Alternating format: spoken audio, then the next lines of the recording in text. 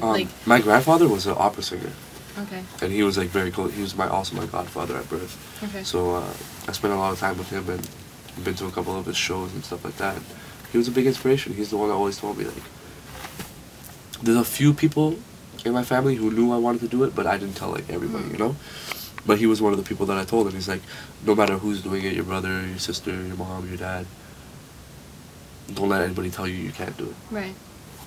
So I took his advice, and a lot of people told me not to do it and can't do it, but I'm half Italian. I'm very stubborn. Mm-hmm. So when people tell me not to do something, it makes me want to do it even more. So I honestly did whatever I could in my power to make it happen. Okay. Because I don't care if it took me 5 years, 10 years, 20 years. Right. I did, honestly, everything I could. I went out to everybody. I'm just like, I'm going to do this. And that's what happened. Because from the outside, it could seem a little bit like you had it easy. Yeah, no, right? people don't know. People don't know. Did not have it easy. I'll tell you that right now. It was actually harder because my brother was who he was, but at the same time, he didn't want to help me. He was just showing me brother love. Like, he did it on his own. He's like, you got to do the same thing. You want to do it, then do it, but I can't help you. Because the first person I did go to was my brother for help, and he's just like, I'm just starting my career and stuff like this. It's like, I'm in no position to help you. But really, he could have at least helped me, like, some way, like, made music with me, but none of that took place, so I found my own people, I did my own thing, and here I am today. And what were, like, some obstacles that you had to go through? Like, what were some difficult things, other than the family telling you that, no, you're not going to do this, or you're going to do it on your own? I didn't work. Okay. I was backup dancing for, like, a lot of artists, but it came to the point where I got so sick of that I just stopped and focused on music. I slept in the studio. Me and my best friend Alex, who also, he produced Curious. Okay. He did Automatic, the one now. We became best friends, and I've known him for 10 years now, and he took me in, he's like, yo, we got this studio, we're just going to work every day. He's like, you're going to go home, you're going to shower, you're going to come back, you're going to sleep. Like, every day I spent in the studio. And I found a manager. He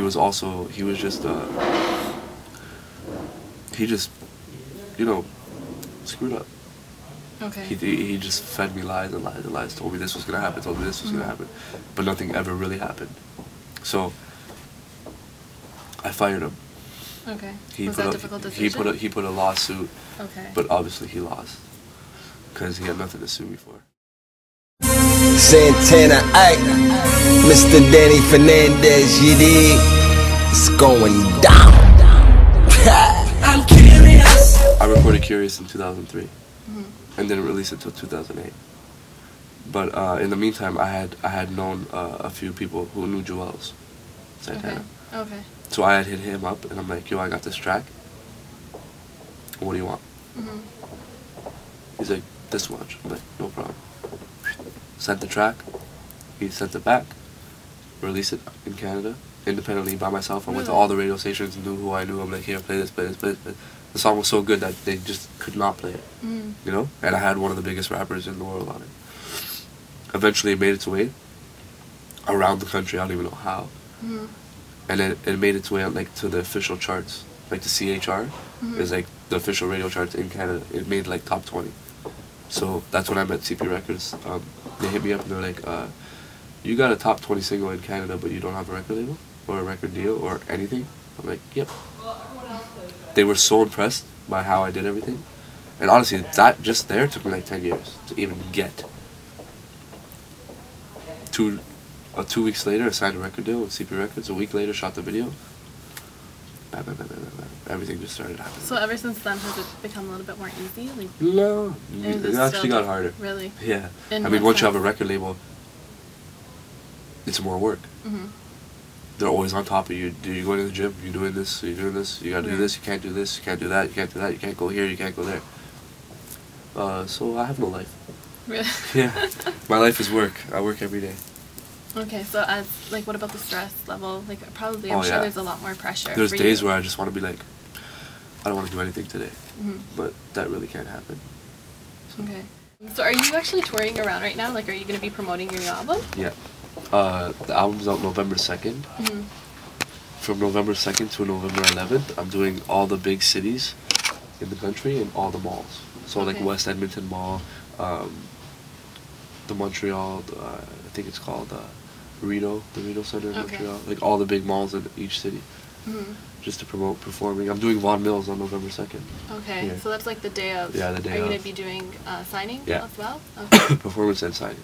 Okay, and are you like doing like practicing for like dances Yeah, and I've been things rehearsing like that? Performing, really? Because we never really learned anything for the new album because we just finished it, right?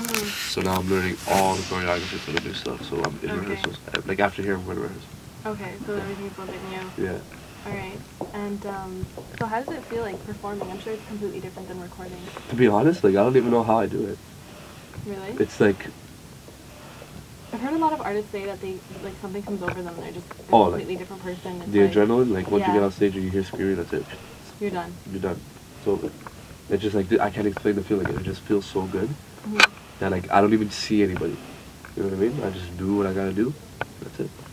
And then when you go home, I'm sure it's kind of like it all sinks in. And When I go home, I'm just a normal person again. Just like, play my video like games, play natural with my high. dogs. Yeah. Okay, and I wanted to, we're actually talking about the third, Automatic Love.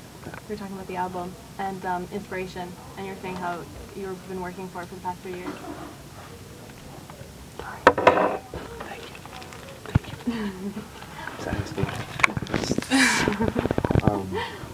Thank you. Yeah, you were just talking about Automatic Love and how inspiration came through the past 3 years, and you were working on it. Just like experiences I've been through in the past 2 years, yeah. Okay, and the music, I know musically it sounds a little bit, I had the you hear it? privilege of listening to it, yes, yeah, it was really good. Thank you. It sounds a little bit different, I'm not gonna lie, from the first one. It still sounds like Danny Fernandes, of course, but it does, like, I feel like it's more dancier, like it's more, it has a more dance, you know, like... In the past 2 years, music has changed. Like, everyone's doing, like, dance, like, even Akon, like, doing dance music, Flora doing dance music, like, everyone. So I just felt like a lot of those songs were recorded like recently because everything changed so fast. Because we had already set a whole different album, and then just listening. I've been studying music and like listening to the radio, going online, listening to music. I'm just like, you know what?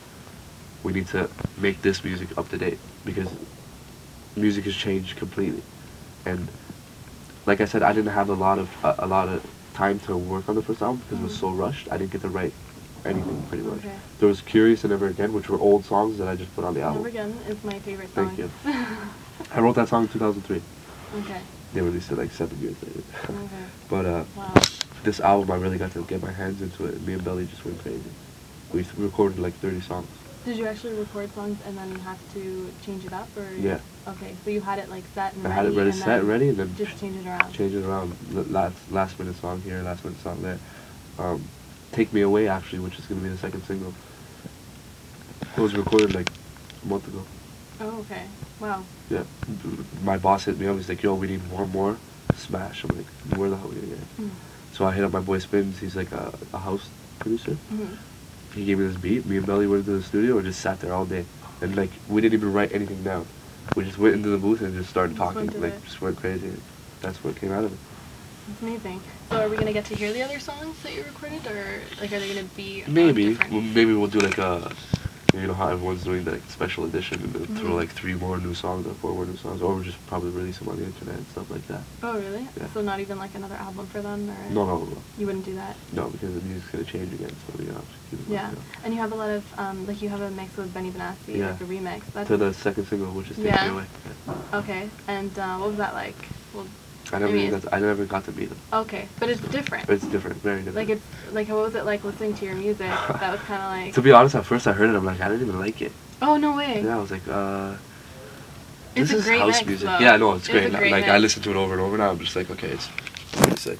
Because I didn't know much about Danny Fernandes. Like I knew he was a DJ. I knew he was like a big DJ. But I never really studied his music, so I didn't really know much about him. But when I heard I was doing a remix, I Googled and YouTubed, and it's awesome remix.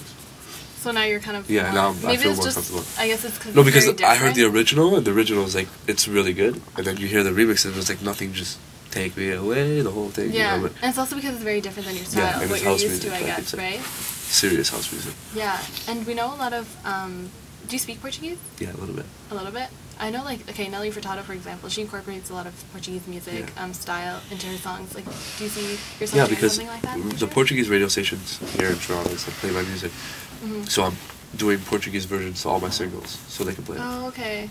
So it's just going to be the exact single, but in Portuguese? In Portuguese, yeah. So what about music? Like, what about bringing something... I don't know. Like a Portuguese style. Yeah, like I guess when you do it in an English song, it kind of brings that exotic feeling to the song. Like, could you see yourself doing something like that? I could see it, but like, I don't know Portuguese that well. I'll probably have someone to write it for me. Or like even the music. Yeah. Right? Or like a background music, like musically inspired by Portuguese. Yeah, I could see that happening. In the future? Yeah. The Beatles. Are you a fan of the Beatles? Yes.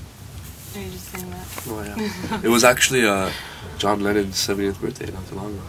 Okay. See, I didn't know that. It was your birthday, actually, not long ago. Last month.